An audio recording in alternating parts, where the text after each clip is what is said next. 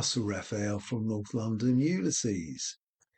Back this time with another reading video, and we're fairly excited because today we're going to conclude the Cyclops episode. Quite a popular part of the book, I think that's fair to say, pretty action-packed in comparison to most of the book. We're on page 269 if you're in the Gabler, in the Penguin, page 426, and on the Gutenberg project or anything else where you're reading online or similar, you start with the words in episode 12, hanging over the bloody paper with Alf looking for spicy bits. That's what you're going to be searching for. We start today with a fairly unpleasant depiction, might be a little triggering for some. I read as the book is written, with the exception of one word. I don't say the N word, that's not going to appear here. It does appear a few times, not very many, twice or three times in the book. This is unpleasant, but doesn't come into that category, so I read it. So we're still in the pub, in Barney Kiernan's pub. Our narrator is this man that we're realising has some fairly unpleasant views, and he's describing the scene to an unknown listener, perhaps a little later, perhaps in another pub. So here we go. Hanging over the bloody paper without looking for the spicy bits, instead of attending to the general public. Picture of a button match trying to crack their bloody skulls. One chap going for the other with his head down like a bull at a gate. And another one, Black Beast, burned in Omaha, Georgia. A lot of deadwood dicks in slouch hats, and they firing at a sambo strung up on a tree with his tongue out and the bonfire under him. God, they ought to drown him in the sea after, and electrocute and crucify him to make sure of the job. But what about the fighting navy, says Ned, that keeps our foes at bay? I'll tell you what about it, says the citizen. Hell upon earth it is. Read the revelations that's going on in the papers about flogging on the training ships at Portsmouth. A fella writes that calls himself Disgusted One. So he starts telling us about corporal punishment and about the crew of the tars and officers and rear admirals drawn up in cocked hats, and the parson and his Protestant Bible to witness punishment, and the young lad brought out howling for his ma, and they tie him down on the butt end of a gun. A romping dozen, says the citizen, was what that old ruffian Sir John Beresford called it, but the modern God's Englishman calls it caning on the breech. And says John Wise, 'tis a custom more honoured in the breach than in the observance. Then he was telling us the master at arms comes along with a long cane, and he draws out and he flogs the bloody backside off at the poor lad till he yells mealy murder. That's your glorious British Navy, says the citizen. That bosses the earth. The fellas that never will be slaves, with the only hereditary chamber on the face of God's earth, and their land in the hands of a dozen game hogs and cotton ball barons. That's the great empire they boast about of drudges and whipped serfs, on which the sun never rises, says Joe. And the tragedy of it is, says the citizen, they believe it. The unfortunate yahoos believe it.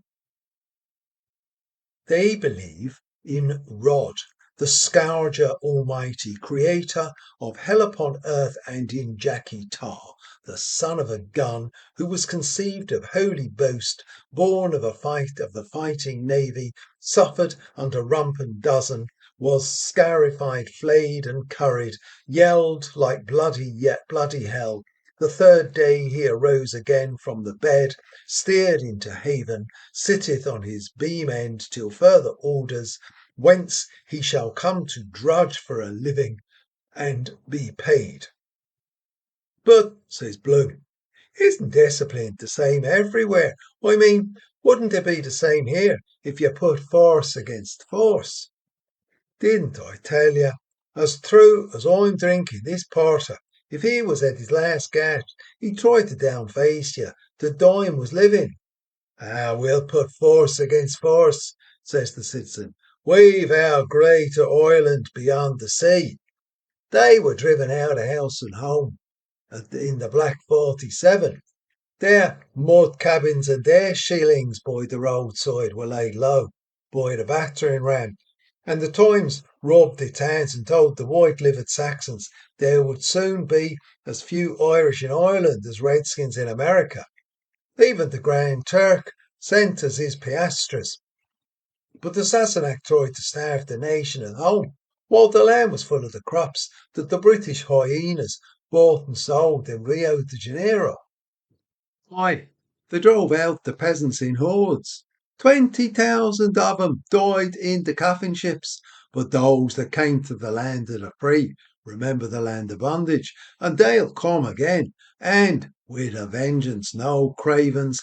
The sons of Grania Whale, the champions of Kathleen the Hooligan. Perfectly true, says Bloom. But my point was, we're a long time waiting for that day, citizen, says Ned. Since the poor old woman told us that the French were on the sea and landed at Killala. Aye, says John Wise. We fought for the Royal Stuarts that reneged us against the Williamites, and they betrayed us. Remember Limerick and the broken treaty stone? We gave our best blood to France and Spain, the wild geese, Fontenoy, and Sarsfield and O'Donnell, Duke of Tetuan in Spain, and Ulysses Brown of Camus, that was Field Marshal to Maria Theresa. But what did we ever get for it? The French, says the citizen. Set of dancing masters. Do you know what it is? They were never worth a roasted fart to Ireland. Aren't they trying to make an entente cordiale now at Taipei's dinner party with perfidious Albion? Firebrands of Europe, as they always were. Conspuez les Français, said Lennon, nobbling his beer. And that's for the Prussians and the Hanoverians, says Joe. We had enough of those sausage-eating bastards on the throne, from George the Elector down to the German lad and the flatulent old bitch that's dead. Jesus, I had to laugh at the way he came out with that about the old one, with the winkers on her blind drunk, and her Royal Palace every night of God, old Vic, with her germ of Mountain Dew, and her coachman carting her up her body in bones to roll into bed, and she pulling him by the whiskers and singing him old bits of songs about Erin on the Rhine and come where the booze is cheaper. Well, says JJ, we have Edward the Peacemaker now. Tell that to a fool, says the citizen. There's a bloody sight more pox than pax about that boyo, Edward Guelph Wetton. And what do you think, says Joe, of the holy boys, the priests and bishops of Ireland doing up his room in Maynooth in his satanic majesty's racing colours and sticking up pictures of all the horses his jockey rode? The Earl of Dublin, no less. They ought to have stuck up all the women he rode himself, said little Alf. And, says JJ, considerations of space influenced their lordships' decision. Will you try another, citizen? Says Joe. Yes, sir, says he, I will. You, says Joe. Beholden to you, Joe, says I. May your shadow never grow less. Repeat that dose, says Joe. Bloom was talking with John Wise, and he quite excited with his dun duckety mud-coloured mug on him and his old plum eyes rolling about. Persecution, says he. All the history of the world is full of it, perpetuating national hatred among nations. But do you know what a nation means? Says John Wise. Yes, said Blue. Well, what is it? Says John Wise. A nation, says Bloom. Nations the same people living in the same place. Be God then, says Ned, laughing. That's so. I'm a nation, for I'm living in the same place for the last 5 years. So, of course, everyone had a laugh at Bloom, and says he, trying to muck out of it. Oh, we're also living in different places. That covers my case, says Joe. What's your nation, if I may ask? Says the citizen. Ireland, says Bloom. I was born here. Ireland. The citizen said nothing, only cleared the spit out of his gullet and gob. He spat the red bank oyster out to him right in the corner. After you with the push, Joe, says he, taking out his handkerchief to swab himself dry. Here you are, citizen, says Joe. Take that in your right hand and repeat after me the following words. The much treasured and intricately embroidered ancient Irish facecloth, attributed to Solomon of Droma and Manus Tomaltach of Madonna, authors of the Book of Ballymote, was then carefully produced and called forth prolonged admiration. No need to dwell on the legendary beauty of the corner pieces, the acme of art, wherein one can distinctly discern each of the four evangelists in turn, presenting to each of the four masters his evangelical symbol, a bogo scepter, a North American puma, a far nobler king of the beasts than the British article, be it said in passing, a kerry calf, and a golden eagle from Carantoil. The scenes depicted on the emunctory field showing our ancient guns and raths and cromlins and grionans and seats of learning and maledictive stones are as wonderfully beautiful and the pigments as delicate as when the Sligo illuminators gave free rein to their artistic fantasy long, long ago in the time of the Barmecides.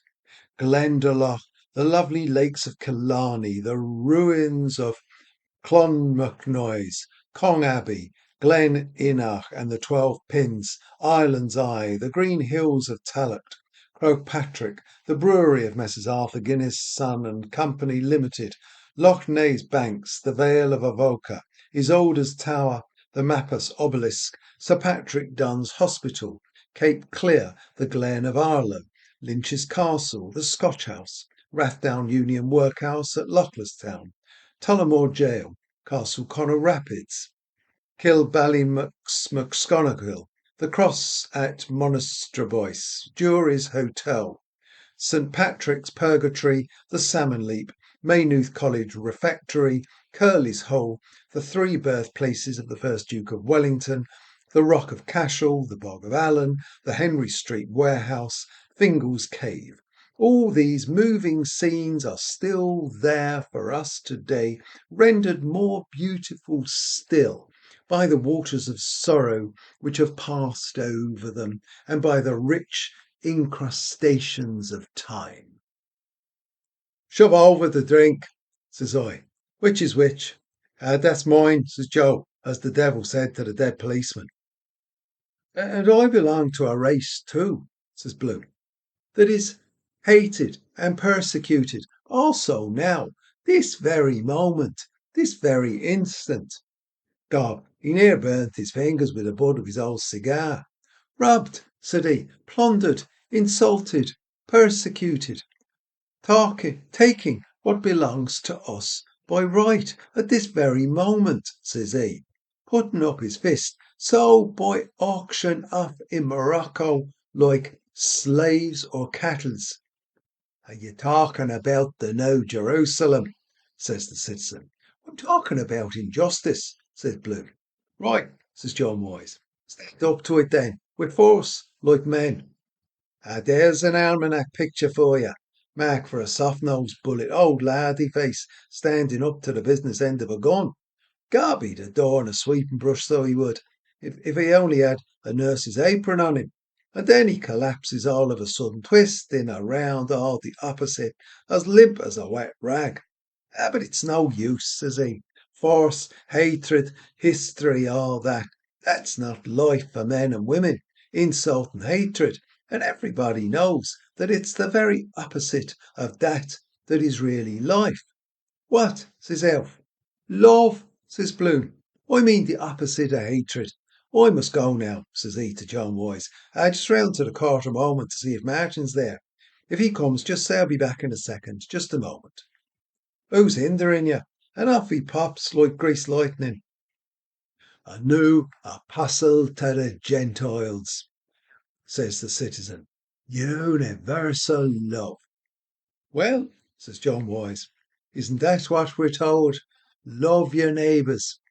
That chap, says the citizen, beggar me neighbour is his motto, love Moya. He's a nice pattern of a Romeo and Juliet. Love loves to love love. Nurse loves the new chemist. Constable 14A loves Mary Kelly. Gertie McDowell loves the boy that has the bicycle. MB loves a fair gentleman. Lai Chi Han lovey up kissy chapu chow. Jumbo the elephant loves Alice the elephant. Old Mr. Verschoyle with the ear trumpet loves old Mrs. Verschoyle with the turned-in eye. The man in the brown mackintosh loves a lady who is dead. His Majesty the King loves Her Majesty the Queen. Mrs. Norman W. Tupper loves Officer Taylor. You love a certain person, and this person loves that other person, because everybody loves somebody, but God loves everybody. Well, Joe, says I, you're very good health and song. More power, citizen. Hurrah there, says Joe. The blessing of God, Mary and Patrick on you, says the citizen, and he ups with his point to wet his whistle. We know those canters, says he, preaching and picking your pocket. What about sanctimonious Cromwell and his Ironsides that put the women and children of Drogheda to the sword with the Bible text, God is love, pasted round the mouth of his cannon, the Bible. Did you read that skit in the United Irishman today about that Zulu chief that's visiting England? What's that? Says Joe. So the citizen takes up one of his paraphernalia papers and he starts reading out. A delegation of the chief cotton magnates of Manchester was presented yesterday to His Majesty the Alakoi of Abeokuta by Gold Stick in waiting, Lord Walkup on eggs, to tender to His Majesty the heartfelt thanks of British traders for the facilities afforded them in his dominions. The delegation partook of luncheon, at the conclusion of which the dusky potentate, in the course of a happy speech, freely translated by the British chaplain, the Reverend Ananias Praise God Barebones, tendered his best thanks to Massa Walkup and emphasised the cordial relations existing between Abeokuta and the British Empire, stating that he treasured as one of his dearest possessions an illuminated Bible, the volume of the Word of God and the secret of England's greatness, graciously presented to him by the White Chief Woman, the great Squaw Victoria, with a personal dedication from the august hand of the royal donor. The Alakoi then drove a loving cup of first shot Usquebaugh to the toast, black and white, from the skull of his immediate predecessor in the dynasty, Kakachakachak, surnamed 40 Warts, after which he visited the chief factory of Cottonopolis and signed his mark in the visitor's book, subsequently executing an old Abeokutic war dance, in the course of which he swallowed several knives and forks amid hilarious applause from the girl hands. With a woman, says Ned. Wouldn't doubt her. Wonder did he put that Bible to the same use I would. Same, only more so, says Lenihan. And thereafter, in that fruitful land, the broadleaf mango flourished exceedingly. Is that boy Griffith? Says John Wise. No, says the citizen. It's not signed Shangana. It's only initialed P. And a very good initial too, says Joe. That's how it's worked, says the citizen. Trade followed the flag. Well, says JJ, if they're any worse than those Belgians in the Congo Free State, they must be bad. Did you read that report by a man? What's his name? Caseman, says the citizen. He's an Irishman. Yeah, that's the man. says JJ. Raping the women and girls and flogging the natives on the belly to squeeze all the red rubber they can out of them. I know where he's gone, says Lenehan, cracking his fingers. Who? Says I. Bloom, says he. The courthouse is a blind. He had a few bob on throwaway, and he's gone to gather in the shekels. Is he that white-eyed Kaffir, said the citizen, that never backed a horse in anger in his life? That's where he's gone, says Lenehan. I met Bantam Lyons going to back that horse, only I put him off it, and he told me Bloom gave him the tip. What you like, he's 100 shillings to 5 on. He's the only man in Dublin has it. A dark horse. He's a bloody dark horse himself, says Joe. Mind, Joe, says I. Show us the entrance out. There you are, says Terry. Goodbye, Ireland. I'm going to court. So I just went round to the back of the yard to pump ship and pick up 100. I was letting off me throwaway.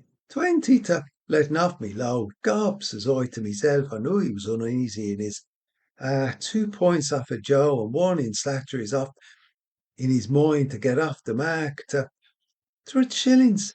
It's 5 quid. And when they were in the dark horse, Pissa Burke was telling me card party and letting on the child was sick. God must have done about a gallon. Flabby arse of a wife speaking down the tube. She's better or she's all a plan. So he could vamoose with the pool if he won. Or, Jesus, full up I was. Trading without a licence. Ireland, my nation, says he. Never be up on those bloody, there's the last of it. Jerusalem. Cuckoos.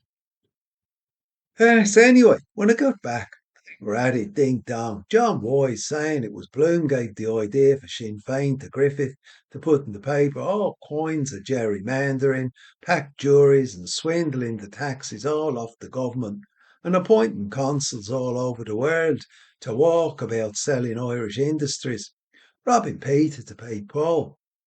Gob, that puts the bloody kibosh on it if old Sloppy Eyes is mucking up the show. Give us a bloody chance. God save Ireland for the likes of that bloody mouseabout. Mr. Bloom and his Argo Bargo, and his old fella before him, perpetrating old Methuselah Bloom, the robbing bagman that poisoned himself with the prussic acid after he swamping the country with his baubles and his penny diamonds, loans by post on easy terms, any amount of money advanced on note to hand, distance no object, no security. Garby's like Lanty McHale's goat to go a piece of the road with everyone. Well, it's a fact, says John Joyce, and there's the man now that'll tell you about it, Martin Cunningham. Sure enough, the castle car drove up with Martin on it, and Jack Power with him, and a fellow named Crofton, pensioner out of the Collector General's, an Orangeman, Blackburn does have on the registration, and he draw in his pay, or Crawford, gallivanting around the country at the king's expense. Our travellers reached the rustic hostelry and alighted from their palfreys.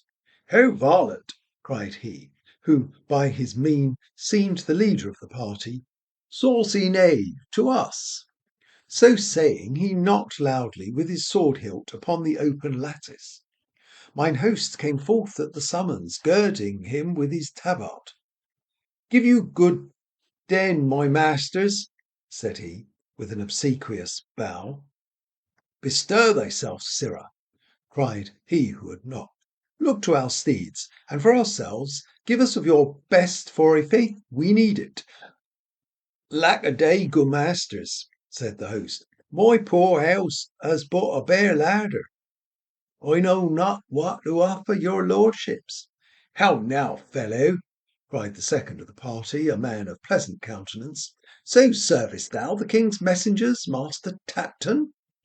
An instantaneous change overspread the landlord's visage. "Cry you mercy, gentlemen," he said humbly. "And you be the king's messengers. God shield his majesty. You shall not want for aught The king's friends, God bless his majesty, shall not go a fasting in my house, I warrant me. Then about, cried the traveller who had not spoken, a lusty trenchman by his aspect. Hast aught to give us? Mine host bowed again as he made answer. What you say, good masters, to a squab pigeon pasty, some collops of venison, a saddle of veal, widgeon with crisp hog's bacon, a boar's head with pistachios, a basin of jolly custard, a medal of tansy, and a flagon of old Rhenish. Gadzooks, cried the last speaker, that likes me well. Pistachios! Aha! cried he of the pleasant countenance. A poor house and a bare larder, quota! 'Tis a merry rogue. So in comes Martin, asking where was Bloom. Where is he? Says Lennon. Defrauding widows and orphans. Isn't that a fact? Says John Wise. I was telling the citizen about Bloom and the Sinn Fein. That's so, says Martin, or so they allege. Who made those allegations? Says Elf. I, says Joe. I'm the alligator. After all, said John Wise, can't a Jew love his country like the next fella? Why not? Says JJ, when he's quite sure which country it is. Is he a Jew or a Gentile or a holy Roman or a swaddler or what the hell is he? Says Ned. Or who is he? No offence, Crofton. We don't want him, says Crofton the Orangeman or Presbyterian. Who is Junius? Says JJ. He's a perverted Jew, says Martin, from a place in Hungary, and it was he drew up all the plans according to the Hungarian system. We know that in the castle. Isn't he a cousin of Bloom the dentist? Says Jack Power. Not at all, says Martin, only namesakes. His name was Virag, the father's name that poisoned himself. He changed it by deed poll, the father did. That's the new Messiah for Ireland, says the citizen. Ireland of saints and sages.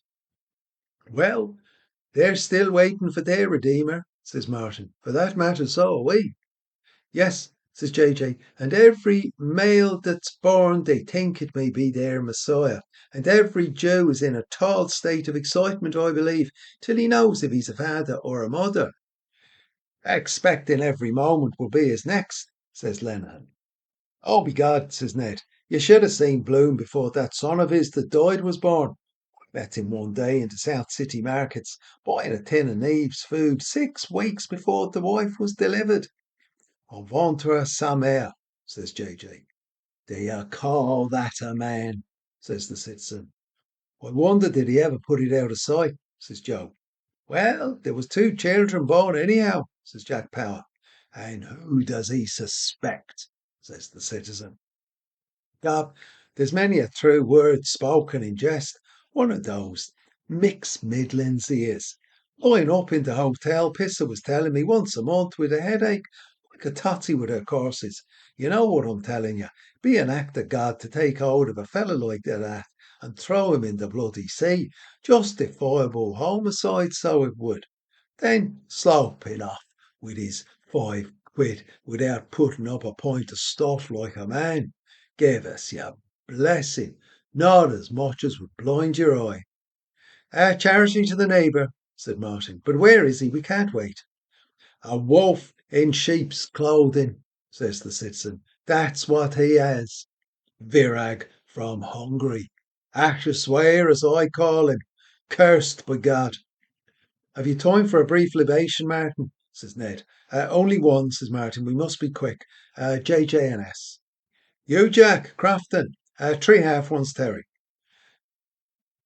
St. Patrick would want to land again at Ballykinlar and convert us, says the citizen, if they're allowing things like that to contaminate our shores. Well, says Martin, rapping for his glass, God bless all here is my prayer. Amen, says the citizen. And I'm sure he will, says Joe.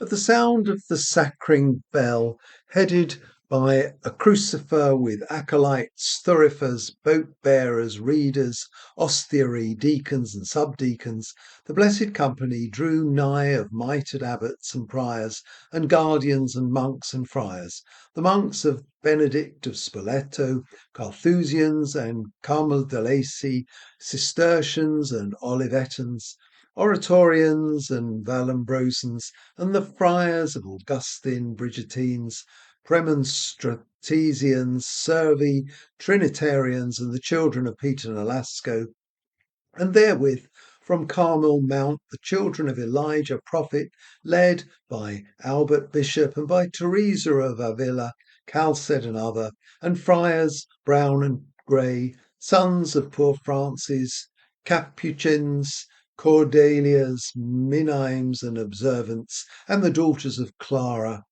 and the sons of Dominic, the friars, preachers, and the sons of Vincent, and the monks of St. Wolstan and Ignatius, his children, and the confraternity of the Christian brothers, led by the Reverend Brother Edmund Ignatius Rice. And after came all saints and martyrs, virgins and confessors, St. Cyr and St. Isidore Orator, and St. James the Less, and St. Focus of Sinope, and St. Julian Hospitator, and St. Felix de Candelici, and St. Simon Stylites, and St. Stephen Protomartyr, and St. John of God, and St. Ferial, and St. Leogard, and St. Theodotus, and St. Volmar, and St. Richard, and St. Vincent de Paul, and St. Martin of Todi, and St. Martin of Tours, and St. Alfred, and St. Joseph, and St. Denis, and St. Cornelius, and St. Leopold, and St. Bernard, and St. Terence, and St. Edward, and St. Owen Caniculus, and St. Anonymous, and St. Eponymous, and St. Pseudonymous, and St. Homonymus, and St. Paronymus, and St. Synonymous, and St. Lawrence of Toul, and St. James of Dingle and Compostela, and St. Columcille, and St. Columba, and St. Celestine,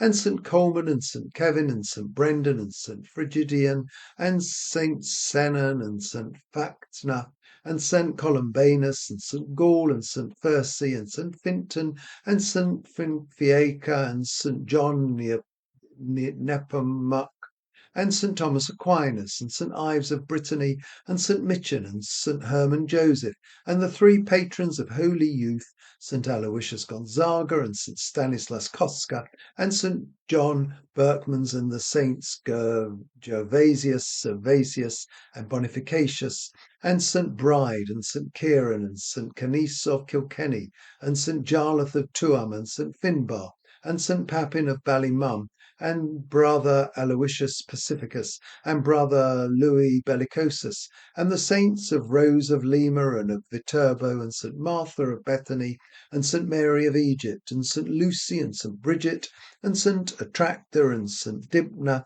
and St. Ita, and St. Marian Calpensis, and the Blessed Sister Teresa of the Child Jesus, and St. Barbara, and St. Scholastica, and St. Ursula, with 11,000 virgins. And all came with nimbi and aureolas and gloriae, bearing palms and harps and swords and olive crowns, in robes whereon were woven the blessed symbols of their efficacies, inkhorns, arrows, loaves, cruises, fetters, axes, trees, bridges, babes in a bathtub, shells, wallets, shears, keys, dragons, lilies, buckshot, beards, hogs, lamps, bellows, beehives, soup ladles, stars, snakes, anvils, boxes of Vaseline, bells, crutches, forceps, stags' horns, watertight boots, hawks, millstones, eyes on a dish, wax candles, aspergills, unicorns. And as they wended their way by Nelson's Pillar, Henry Street, Mary Street, Capel Street, Little Britain Street, charting the introit in Epiphania Domini, which beginneth Serge Luminare, and thereafter most sweetly the gradual omnes, which saith to say bevenient, they did divers wonders, such as casting out devils, raising the dead to life, multiplying fishes, healing the halt and the blind, discovering various articles which had been mislaid, interpreting and fulfilling the scriptures, blessing and prophesying. And last, beneath the canopy of cloth of gold, came the Reverend Father O'Flynn, attended by Malachi and Patrick. And when the good fathers had reached the appointed place, the house of Bernard Kiernan and Co. Limited, 8, 9 and 10, Little Britain Street, wholesale grocers, wine, and brandy shippers, licensed for the sale of beer, wine and spirits for consumption on the premises, the celebrant blessed the house and censed the mullioned windows and the groins and the vaults and the arrases and the capitals and the pediments and the cornices and the engrailed arches and the spires and the cupolas, and sprinkled the lintels thereof with blessed water, and prayed that God might bless that house, as he had blessed the house of Abraham and Isaac and Jacob, and made the angels of his light to inhabit therein. And entering, he blessed the viands and the beverages, and the company of all the blessed answered his prayers. Adiutorium nostrum in nomine Domini, que fecit colium et terram, Dominus vobiscum et cum spiritu tuo. And he laid his hands upon the blessed and gave thanks and prayed, and they all prayed with him, prayed. Deus caus verbos sanctificantur omnia benedictionem tuam effonde super creaturas istas, et presta ut quisquis e secundum legum et voluntatem tuam com gratiarum actione usus fuerit per invocationem sanctissimi nominis tui corporis sanitatem et anime tutelam te auctore percipiat per Christum Dominium nostrum. And so say all of us, says Jack. 1,000 a year, Lambert says. Crofton or Crawford. Right, says Ned, taking up his John Jameson. And butter for fish. I was just looking round to see who the happy thought would strike, when, be damned, but in he comes again, letting on to be in a hell of a hurry. I was just round at the courthouse, says he, looking for you. I hope I'm not. No, says Martin, we're ready. Courthouse, my eye, and your pockets hanging down with gold and silver, me bloody Scot. Stand us or drink itself, devil a sweet fear. There's a Jew for you. All for number one. Cute as a shithouse rat. 100 to 5. Don't tell anyone, says the citizen. I beg your pardon, says he. Come on, boys, says Martin, seeing as it was looking blue. Come along now. Don't tell anyone, says the citizen, letting a bawl out of him. It's a secret. And the bloody dog woke up and let a growl. But by all, says Martin, and he got them out as quick as he could. Jack Power and Crofton, or whatever you call him, and him in the middle of them, letting on to be all at sea, up with them on the bloody jaunting car. Off with you, says Martin to the jarvey. The milk-white dolphin tossed his mane, and, rising in the golden poop, the helmsman spread the bellying sail upon the wind, and stood off forward with all sails set, the spinnaker to larboard. And many comely nymphs drew nigh to starboard and to larboard, and clinging to the sides of the noble bark, they linked their shining forms, as doth the cunning wheelwright when he fashions about the heart of his wheel at the equidistant rays whereof each one is sister to another, and he binds them all with an outer ring, and giveth speed to the feet of men whenas they ride to a hosting, or contend for the smile of ladies fair. Even so did they come and set them, those willing nymphs, the undying sisters, and they laughed, sporting in a circle of their foam, and the bark clave the waves.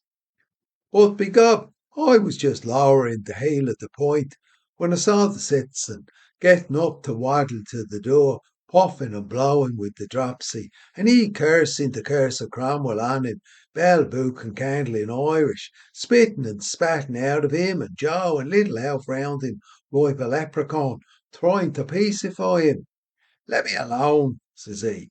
And begob he got as far as the door, and they holding him, and he bawls out of him, "Three cheers for Israel." Ara, sit down on the parliamentary side of your ass, for Christ's sake, and don't be making a public exhibition of yourself. Jesus, there's always some bloody clown or other kicking up a bloody murder about bloody nothing. Gabby to turn the porter sour in your guts, I would.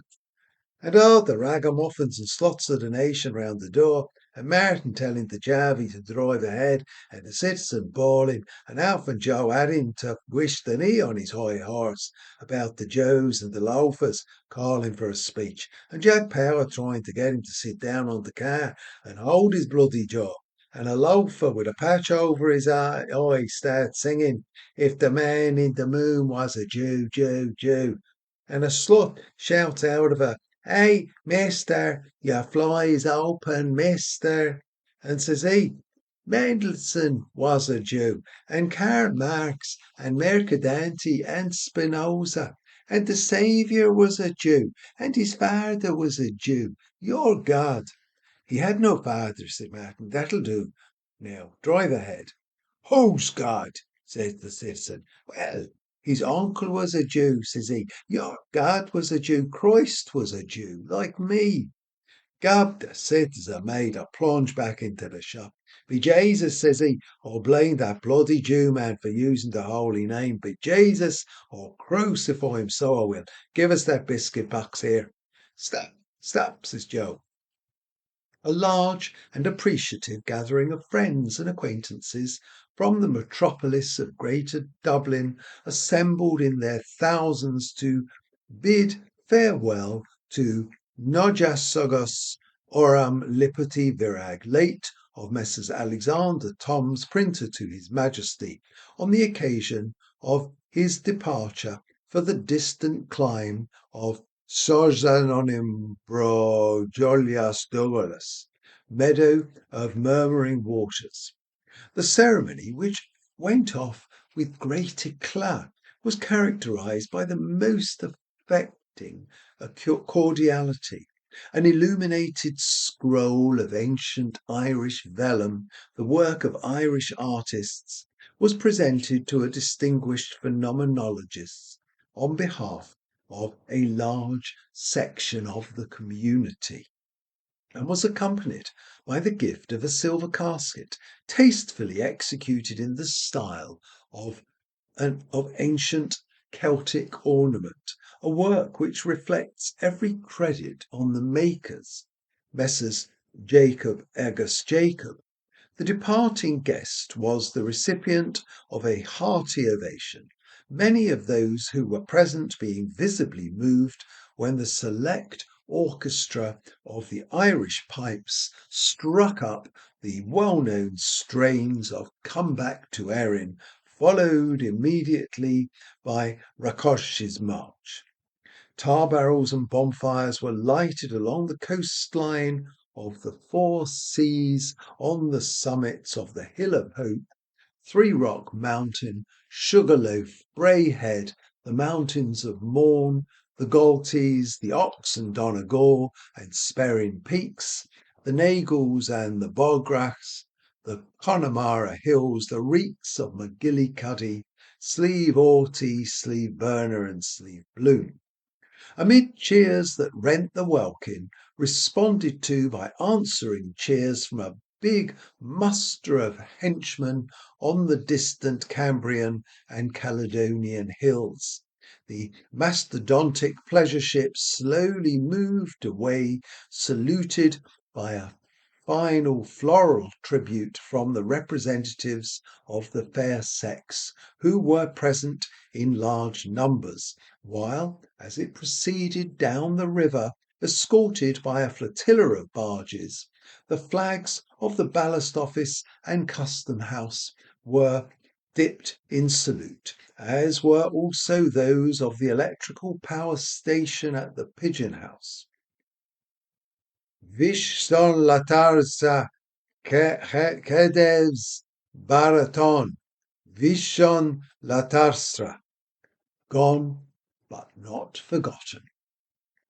God, the devil wouldn't stop him till he got hold of the bloody tin anyhow, and out with him, a little laugh hanging on to his elbow, and he shouting like a stuck pig, as good as any bloody play in the Queen's Royal Theatre. Where is he till I murder him? And Ned and J.G. paralysed with the laughing. Bloody war, says I. I'll be in for the last gospel. But as luck would have it, the Jarvey got the nag's head round the other way and off with him. Hold on, citizen, says Joe. Stop. Begobbie threw his hand and made a swipe and let fly. Mercy of God, the sun was in his eyes, or he'd have left him for dead. Gobbie near sent it into the county Longford. The bloody nag took fright, and the old mongrel after the car like bloody hell, and all the populace shouting and laughing, and the old tin box clattering along the street. The catastrophe was terrific and instantaneous in its effect. The observatory of Dunsink registered in all 11 shocks, all of the 5th grade of Mercalli's scale, and there is no record extant of a similar seismic disturbance in our island since the earthquake of 1534, the year of the rebellion of Silken Thomas. The epicentre appears to have been that part of the metropolis which constitutes the Inns Quay ward and parish of St. Michan, covering a surface of 41 acres, 2 roods and 1 square pole or perch. All the lordly residences in the vicinity of the Palace of Justice were demolished, and that noble edifice itself, in which at the time of the catastrophe important legal debates were in progress, is literally a mass of ruins beneath which it is to be feared all the occupants have been buried alive. From the reports of eyewitnesses, it transpires that the seismic waves were accompanied by a violent atmospheric perturbation of cyclonic character. An article of headgear since ascertained to belong to the much respected Clerk of the Crown and Peace, Mr. George Fottrell, and a silk umbrella with gold handle and the engraved initials, coat of arms and house number of the erudite and worshipful chairman of Quarter Sessions, Sir Frederick Faulkner, Recorder of Dublin, have been discovered by search parties in remote parts of the island, respectively, the former on the 3rd basaltic ridge of the Giant's Causeway, the latter embedded to the extent of 1 foot 3 inches in the sandy beach of Hole Open Bay near the old head of Kinsale. Other eyewitnesses deposed that they observed an incandescent object of enormous proportions hurtling through the atmosphere at a terrifying velocity in a trajectory directed southwest by west.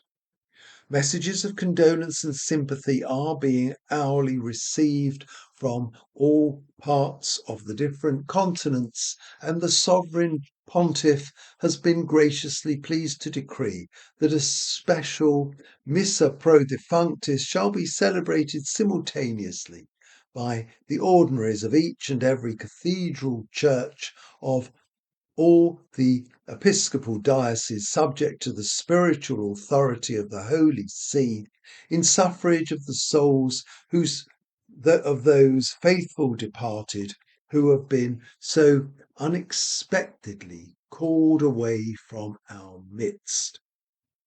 The work of salvage, removal of debris, human remains, etc., has been entrusted to Messrs. Mead and Son 159 Great Brunswick Street, and Messrs T.C. Martin, 77, 78, 79 and 80 North Wall. Assisted by the men and officers of the Duke of Cornwall's Light Infantry under the general supervision of H.R.H. Rear Admiral the Right Honourable Sir Hercules Hannibal Habeas Corpus Anderson, KG, KP, KT, PC, KCB, MP, JB, MB, DSO, SOD, MFH, MRIA, BL, Muse Doc, PLG, FTCD, FRUI, FRCPI, and FRCSI. You never saw the like of it, not you born puff. Gob, if he got that lottery ticket on the side of his poll, he'd remember the gold cop, he would so. But begob, the citizen would have been lagged for assault and battery, and Joe for aiding and abetting. The Jarvey saved his life by furious driving as sure as God made Moses, what? Oh, Jesus, he did. And he led a volley of oaths after him. Did I kill him, says he, or what? And he shouting to the bloody dog, after him, Gary, after him, boy. And the last we saw was the bloody car round in the corner, an old sheep face on it gesticulating, and the bloody mongrel after it with his lugs back for all he was bloody well worth to tear him limb from limb. 100-5. Jesus, he took the value of it out of him, I promise you. When lo, there came about them all a great brightness, and they beheld the chariot wherein he stood ascend to heaven. And they beheld him in the chariot, clothed upon in the glory of the brightness, having raiment as of the sun, fair of the moon, and terrible that for awe they durst not look upon him. And there came a voice out of heaven, calling, Elijah, Elijah. And he answered with a main cry, Abba, Adonai. And they beheld him, even him, Ben Bloom Elijah, amid clouds of angels ascend to the glory of the brightness, at an angle of 45 degrees over Donahoe's in Little Green Street, like a shot off a shovel. There we are. End of the Cyclops episode. I'm sure you will agree that was absolutely tremendous. Really, it's got to be one of the best bits of the book. The citizen in all his glory, Bloom finally fighting back against the world that has been at him all day, really, one way, shape, or form. Anyway, brilliant stuff. So, end of Cyclops, end of episode 12. I'll do an analysis video on that. Lots and lots to break down. Really good stuff. I previously have done an extra videos series on the links between Bloom and the prophet Elijah. So I invite you to check that out, either here on YouTube or on the Patreon or in the Patreon community. So meantime, that's that. See you next time for the next episode. After the analysis of this, we move on to Nausicaa, another wonderful episode. So signing off, it's Russell Raphael from North London, Ulysses. Goodbye.